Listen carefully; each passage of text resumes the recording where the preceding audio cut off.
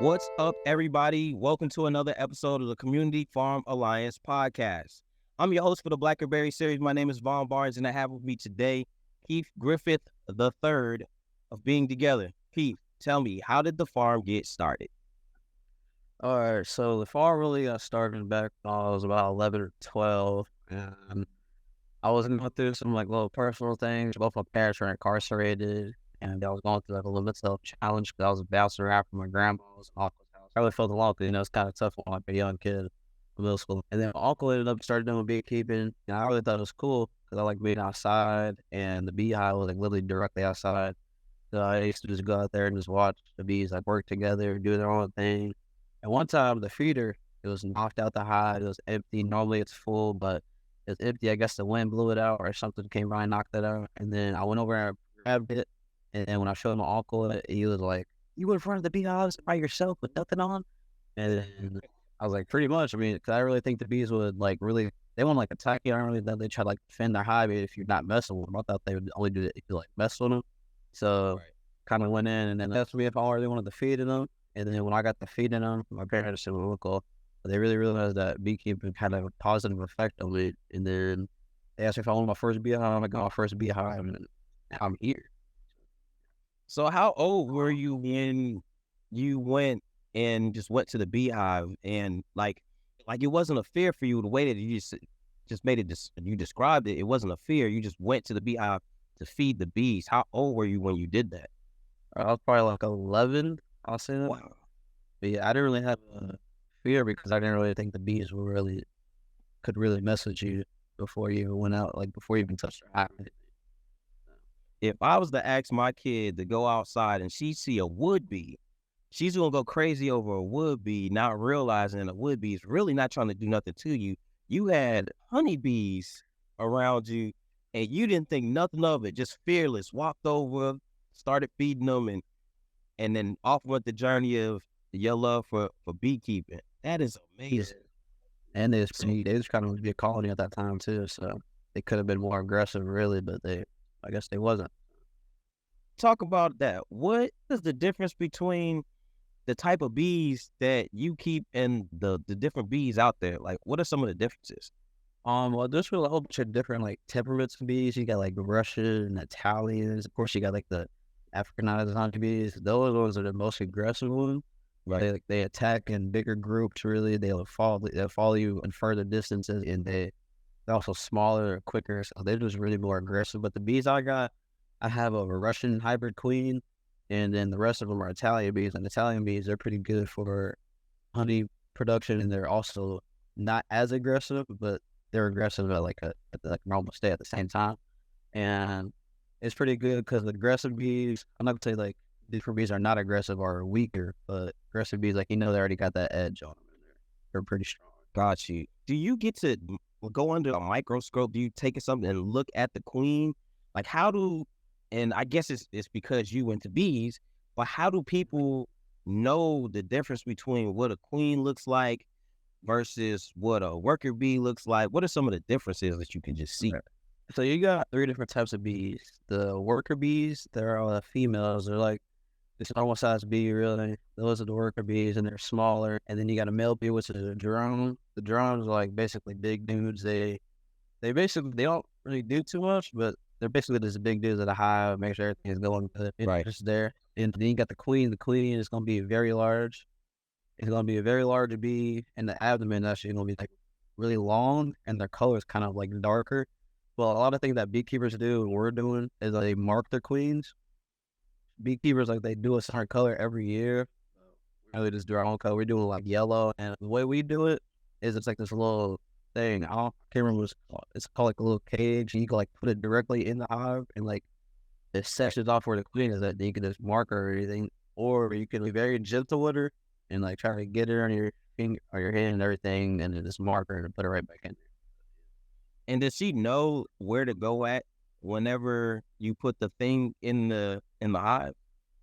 No, wait, we gotta catch her like we're trying to catch butterflies. Really, that's how it basically really like you gotta find her, and then you gotta kind of like use that. It's not easy. It's a process because as soon as you open up the hive, the queen wants to be in the darkest spot, and then plus she's gonna be covered by a whole bunch of other worker bees. It's like feeding, so it's kind of hard to find her. It's nuances. When you actually are the person doing the job and doing that work, you know, oh, look for the dark spot. Look for all the bees that are on top of her. And then if you dig past all those worker bees, you'll find the queen. So it's dope that you do actually get your hands in there and you're so involved that you know how to find the queen. That's amazing. It's called a queen excluder, really, too. And it really excludes the queen from whatever is above it. And that's also like a nowhere where you know the queen would be at. Like whatever's below the queen excluder, that's where the queen is going to be at, because every other bee can fit through there. Got you. Now, with your farm, where you keep your hives? You keep your hives everywhere, some places. Like, how do you do it? Well, our bee farm is in the west part of Louisville, and at my grandma's location, at my great grandma's location, then at my grandma's location, because my great grandma has like a field that she bought, and then like that place is pretty big. We go down there every now and then whenever we get the chance. We try to be down there at least twice a week to check on the bees and make sure everything's like good in the field. We actually got a lot of stuff in the field. We got groundhogs that be going around in there. Yeah, we be giving them a different name every other day. But yeah, this is pretty cool down there in the field. And then my grandma's field, where I really started at, that's where like most of my interviews are at, news and everything. That's where I got started at. That's where I lived at the time. And then that's just basically the original location. The OG spot is grandma's house. Shout out to grandma. Yeah. And then just another question before we go to our first break. What was one of the things that made beekeeping so cool for you? Really, is this? I know a lot of people might have found that kind of like abnormal. Really, I really thought it was just a cool thing to do, and something else is different. And everybody got the little exotic hobby that they really like to do. And beekeeping was just not really thing. I like this cool because they're good team workers. It's cool how they work.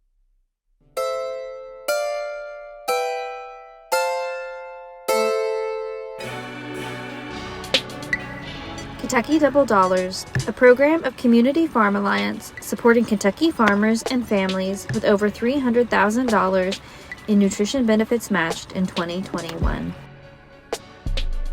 For more information or to find a location near you, visit www.kentuckydoubledollars.org. During the break, we was talking a little bit more about what made the bees cool, and we didn't get that part captured. Tell everybody what we was talking about during that break. Really, just bees are cool because of their teamwork, how great they work together, and how quick they work. One thing about it is that it's fun to do because funny things happen. Because bees are like they got their own little mindset. Everything can defend the hive, they're just checking. So they sting it. The thing is, because my dad, he gets cocky thinking he's all cool, and then take off his glove and then stung my 2-3 bees on his hand, thinking he was all cool. Of course, it's not funny because the bees will die, but it's just funny for how thinking that how cool. What is it like being able to do the work that you do in agriculture with your parents? Does it feel good to have your dad with you out there when you with the bees? I do agriculture by myself. Both my parents at some point in their life was in agriculture, but never wanted to tell me or talk to me about it. And it's real different to see somebody that's like, yeah, my dad's out there sticking his hands in there thinking he's cool. What is that like for you? It's cool because my dad be funny doing it because he'd be like, we need to hurry up and get done with this. And then by the time we got 1,000 bees flying around and trying to land on us and sting us, he wants to go deeper down. I'm like, I'm ready to go. He just be thinking he's invincible because he's in the bee suit, even though that's what he'd be saying to me. It's just pretty fun because it's like I'm doing it to somebody that I know. There's something new for him, something new for me, really, and really just a good experience that I want. What is that like being in the bee suit? Does the bee suit make you feel like you're invincible, or is it just like it's just a barrier that they can still go through, but they leave you alone? What is the bee suit for if they can still sting you? Yeah, I mean, at first it makes you feel invincible until you get stung, really. Well, I know I'm not invincible in it because everything's gonna be perfect, but it does its job because I would gladly at the end of the day take one sting out of like thousands of other things I could have got. The bee suits, they're really good, but there's also these crazy dudes that go out with just no bee suit on. Props to them. I'm not doing it anytime soon, no matter how experienced professional I am. I'm not doing it. I'm wearing a bee suit. But all reason that I really don't like about our bee suits is just because it's hot. I get super hot in them. The bee suit we had before the storm got to them, really, it had holes in it. And I guess I just now realized how much they really help out, because it's not like big holes that the bees can get through. It's like vented. So we get air. But the bee suits that we wore was only type of venting you get is on your head, is in your face. And then I know I was super hot. But other than that, they're great. When the bees come flying out, you just have to go in and still do your job with providing them with food, water, or are you going out to extract the honey? How does that process work? Well, it really depends on what we want to do, because like the ones we just went to, we were doing like an inspection, making sure everything was good, because it's been like a week or two since we last checked on them.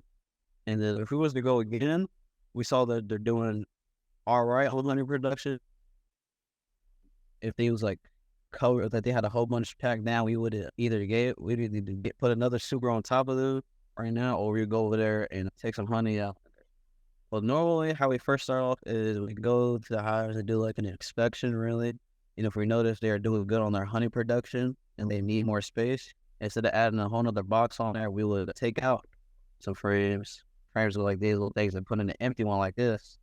You can see this one has like a little plastic foundation, and this like really helps out the bees from start from scratch, because I mean they really can, because bees has been around longer since humans, so they know how to like to do everything really. And but this just saves them more energy and time. You can just build onto this whole frame covered in honey, and then when we notice that, we would just basically exchange them. But if we notice they are taking a whole, if they're doing really good, we'll go ahead and add a whole nother super in there so they can have more space. Because that's what we had to do for one hive, because the queen was just laying, so they had eggs all over. I mean, she had eggs all over the hive. Bees were sitting out in front. But when the bee sits out, when a whole bunch of bees are out in front, it either shows a sign of bearding because it's high in the hive, or they're just running out of space. And what in their situation is running out of space. So we had to add onto the giant box over here. So you said a super. What's a super? Super is basically like the box, really. It's just a box that is on there. You got deep supers and mediums. I call them just honey supers, really. But deep supers was like deep, so like they're bigger. This is a deep super frame. This was wider than like a honey super frame. A honey super is probably like half of this, really. So the deeps is obviously larger. So if I was like to put a queen excluder and then anything above that is deeps, I'm gonna get more honey than I will with just one honey super. Most people really can use deep supers, but I use both a lot. You just got you a beekeeping 101 lesson with some terminology. Supers, what do you call the trays again? Oh, frames. There you go. Everybody, you just got a beekeeping 101 lesson from Keith. You got supers, you got frames, deep supers, and they all about getting honey. So if you want to get honey, make sure you check out Keith, and we'll be right back.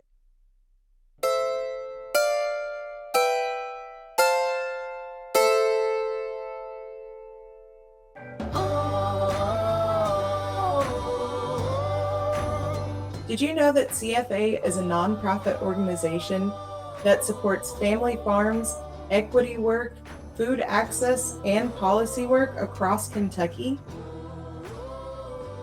If you're interested in supporting any of this work, please go to cfaky.org and go to our donate tab in order to donate or become a member today. We really appreciate any and all help that we get, and it goes back to helping both farmers and consumers across the Bluegrass State. For more information, go to www.cfaky.org.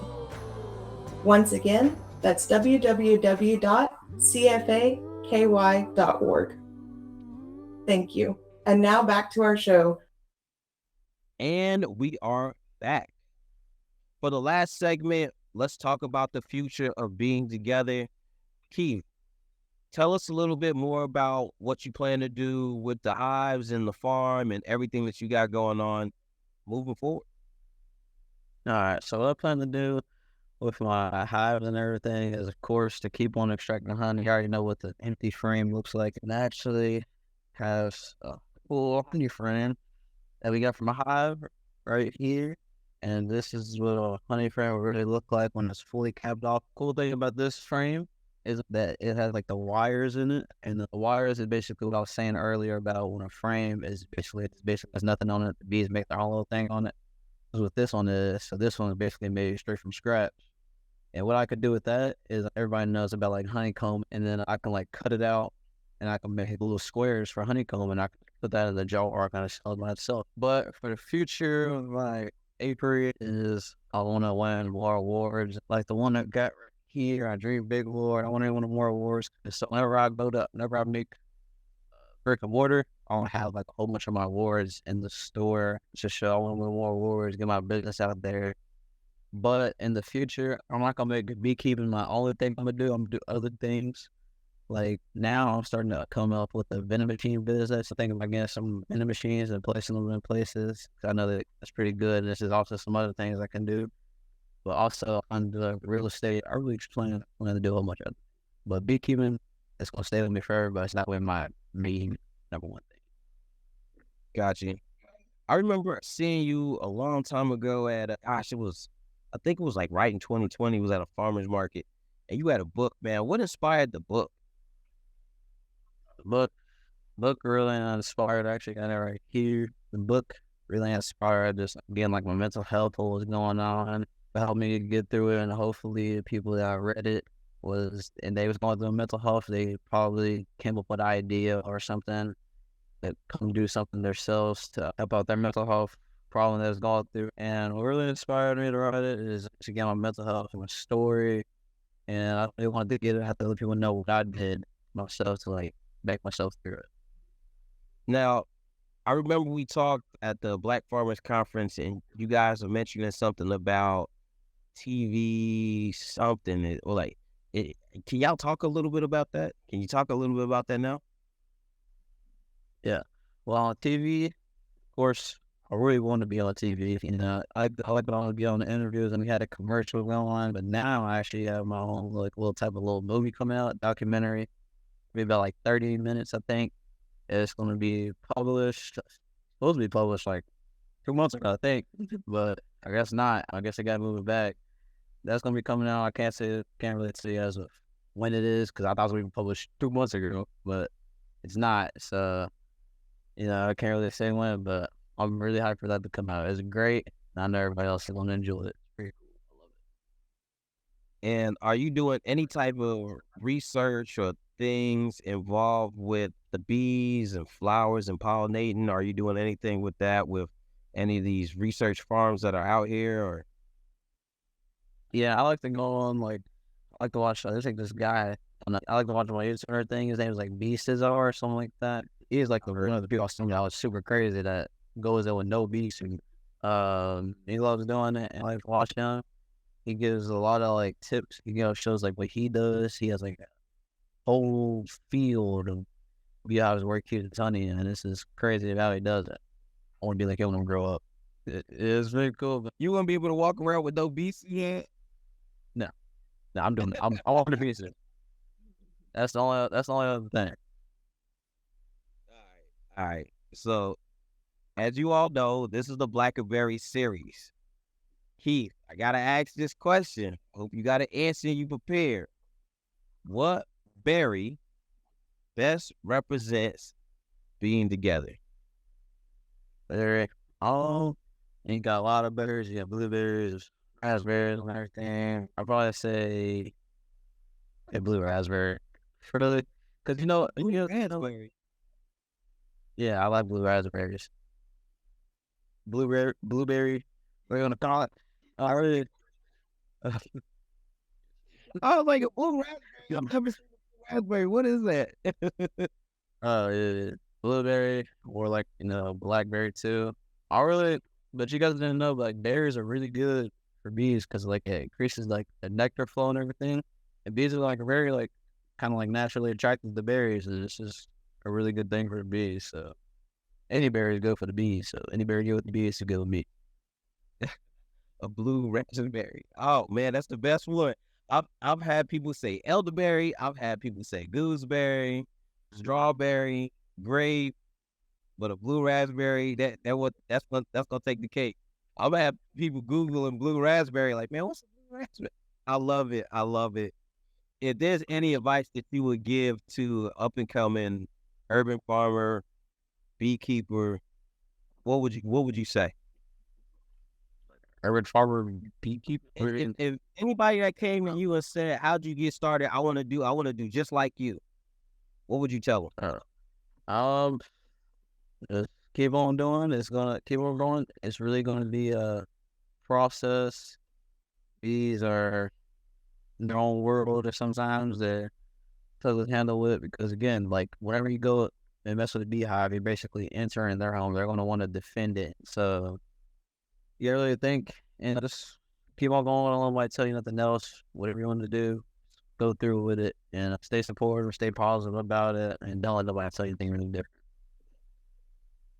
That's it. Anything else you want to add before we wrap? You guys need to go check out our YouTube. I'm starting YouTube. I'm trying to at least get to 50 or more subscribers by the end of this year. I'm already kind of almost there. I think I need like 8 more. So I was definitely want to check that out. Trying to start doing YouTube. I got my GoPro. I'm gonna try to tape up the camera, because this is what I really be recording off of. But it's dead right now. But I just posted a new video probably like a week or 2 ago. I'm gonna start posting like YouTube shorts and everything. I'm gonna try to do a whole bunch of other things on there, like not only beekeeping videos. I got like 4 YouTube videos. I'll do like behind the scenes and like interviews. Most definitely be posting bloopers up here. So yeah, but the name is, what you can guess, is Being Together. So go check that out, and website and everything else. And just like that, we're done. Go and make sure you check out Being Together. Look at the YouTube channel. Look at the Instagram, the Facebook, the TikTok, all of that. But as I always say, real change comes from the ground up. Until next time, people out there, peace.